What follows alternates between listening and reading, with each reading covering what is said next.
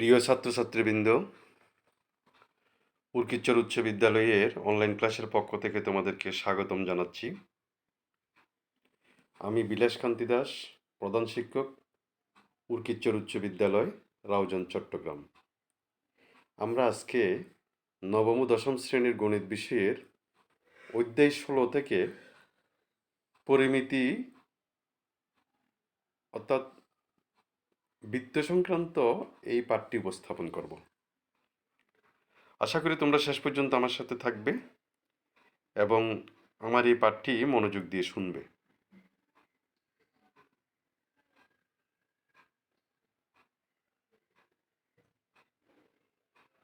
বাংলাদেশের পতাকা দেখতে কীরকম? স্বাভাবিকভাবে সবুজ জমিনের উপর লাল বৃত্ত। আমরা এটি পতাকার, বাংলাদেশের জাতীয় পতাকার একটা চিত্র। এখানে দেখা যাচ্ছে সবুজ ব্যাকগ্রাউন্ডের উপর একটা লাল বৃত্ত।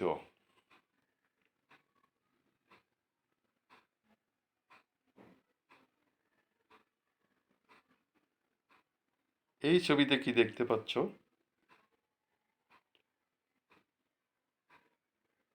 একটা মাঠের বৃত্তাকার অংশে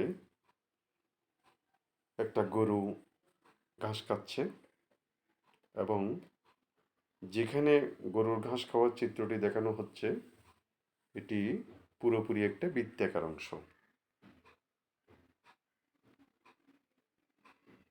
আজকের পাঠ হবে বৃত্ত, অর্থাৎ বৃত্ত সংক্রান্ত বিভিন্ন সমস্যার সমাধান করব আমরা আজকে। শিকনফল।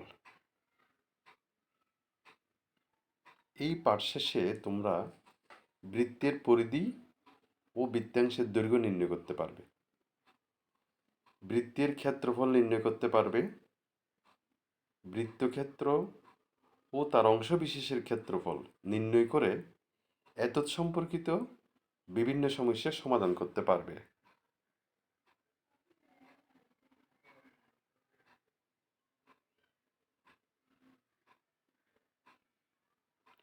এখানে একটা বৃত্তের ছবি আছে। এবিসি একটি বৃত্ত, ও হচ্ছে তার কেন্দ্র। আমরা পরিধিকে, অর্থাৎ বৃত্তের যে রাউন্ড আছে, যে রেখা দিয়ে বৃত্তক্ষেত্রটা চিহ্নিত হয়েছে, ওই লাল বর্ণের যে রেখাটা, এই রেখাটার মোট দৈর্ঘ্যটাই হচ্ছে আসলে পরিধি।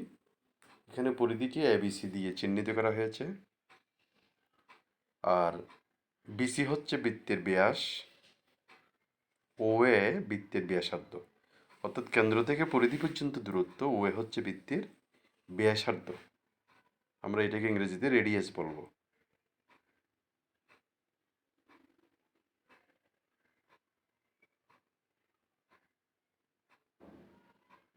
বৃত্তের পরিধি, বৃত্তের দৈর্ঘ্যকে তার পরিধি বলা হয়। অর্থাৎ যে রেখা দ্বারা একটি বৃত্তক্ষেত্র চিহ্নিত হচ্ছে, আবদ্ধ হচ্ছে, সেই রেখাটাই আসলে বৃত্তের পরিধি। কোনো বৃত্তের ব্যাসার্ধ যদি আর হয়, এর পরিধি হবে 2πr, যেখানে ফাই একটি নির্দিষ্ট মান, ধ্রুব সংখ্যা 3.14159265 একটি অমূলদ সংখ্যা। ফাই এর আসন্ন মান হিসেবে আমরা সাধারণত 3.1416 ব্যবহার করি। সুতরাং কোনো বৃত্তের ব্যাসার্ধ জানা থাকলে ফাই এর আসন্ন মান ব্যবহার করে বৃত্তের পরিধির আসন্ন মান নির্ণয় করা যায়।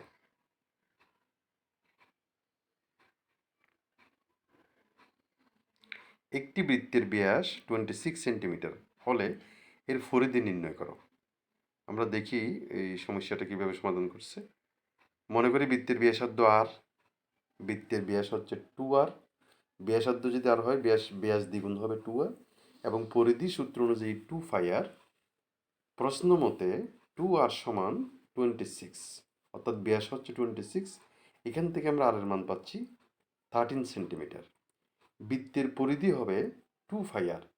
এখানে 2 × ফাই এর মান বসালাম, আর এর মানটা বসাই দিলে আমরা বৃত্তের পরিধি পেয়ে যাচ্ছি 81.68 সেন্টিমিটার প্রায়।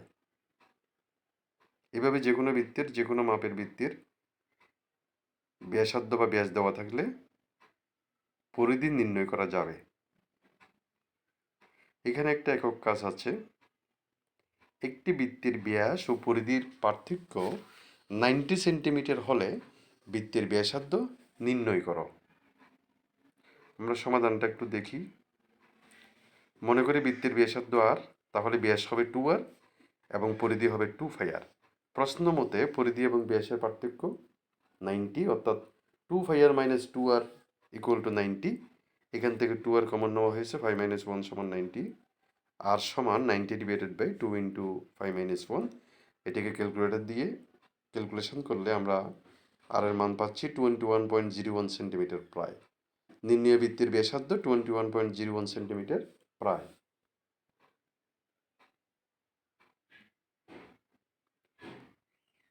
বৃত্তচাপ।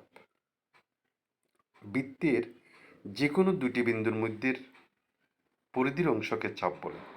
বৃত্তের যে কোনো দুইটি বিন্দুর মধ্যবর্তী যে পরিধির যে অংশটা থাকে সেটা হচ্ছে চাপ। চিত্রে এ ও বি দুটি বিন্দুর মাঝে বৃত্তের অংশগুলো আমরা লক্ষ্য করতে পারি। দেখা যাচ্ছে দুটি অংশের একটি অংশ ছোট, অর্থাৎ নিচের দিকের অংশটা ছোট, অন্যটি কম্পারেটিভলি বড়। ছোট অংশটিকে আমরা উপচাপ এবং বড় অংশটিকে অধিচাপ বলবো।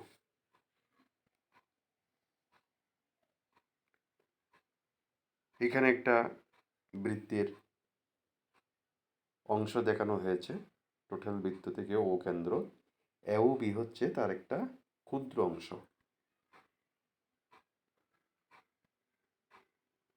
বৃত্তাংশের দৈর্ঘ্য আমরা কিভাবে নির্ণয় করব? মনে করি ও কেন্দ্র বিশিষ্ট বৃত্তের ব্যাসার্ধ আর এবং এ বি হচ্ছে এস বৃত্তচাপ, আর কেন্দ্রে যেটি উৎপন্ন হয় উৎপন্ন কোণের মান থিটা ধরব। তাহলে বৃত্তের পরিধি আমরা আগেই জানছি 2πr। বৃত্তের কেন্দ্রে মোট উৎপন্ন কোণ হবে 360 ডিগ্রি, 360 ডিগ্রি, এবং চাপ এস দ্বারা কেন্দ্রে উৎপন্ন কোণের ডিগ্রি পরিমাণ থিটা ডিগ্রি। আমরা জানি বৃত্তের কোনো চাপ দ্বারা উৎপন্ন কেন্দ্রস্থ কোণ ওই বৃত্তচাপের সমানুপাতিক। সেই হিসেবে আমরা এখানে পাচ্ছি থিটা ডিভাইডেড বাই 360 ডিগ্রি, অর্থাৎ কোনো চাপ দ্বারা উৎপন্ন কোণ কেন্দ্রস্থ কোণ ওই বৃত্তচাপের সমানুপাতিক। সেই নিয়ম অনুসারে থিটা ডিভাইডেড বাই 360 ডিগ্রি সমান এস ডিভাইডেড বাই 2πr, বা এস সমান φr theta divided by 180 degree. আমরা এখান থেকে বৃত্তাংশের দৈর্ঘ্য বা অর্থাৎ যে কোনো বৃত্তচাপের দৈর্ঘ্য এটাকে এস দিয়ে চিহ্নিত করব। এস সমান φr theta divided by 180 degree. এখানে মান বসালে আমরা বৃত্তাংশের দৈর্ঘ্য পেয়ে যাব। বৃত্তক্ষেত্র এবং বৃত্তকলার ক্ষেত্রফল। কোনো বৃত্ত দ্বারা বেষ্টিত এলাকাকে বৃত্তক্ষেত্র বলা হয় এবং বৃত্তটিকে এরূপ বৃত্তক্ষেত্রের সীমারেখা বলা হয়।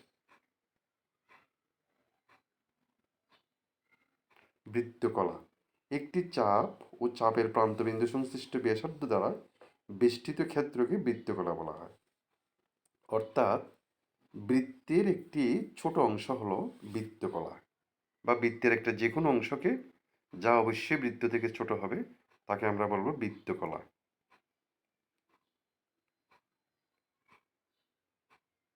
এখানে একটু উদাহরণ আছে, বইয়ের উদাহরণ, এটা আমি একটু পড়ে দিচ্ছি, তোমাদের সুবিধা হবে। একটি বৃত্তের ব্যাসার্ধ 8 সেন্টিমিটার এবং একটি বৃত্তচাপ কেন্দ্রে 56 ডিগ্রি কোণ উৎপন্ন করে।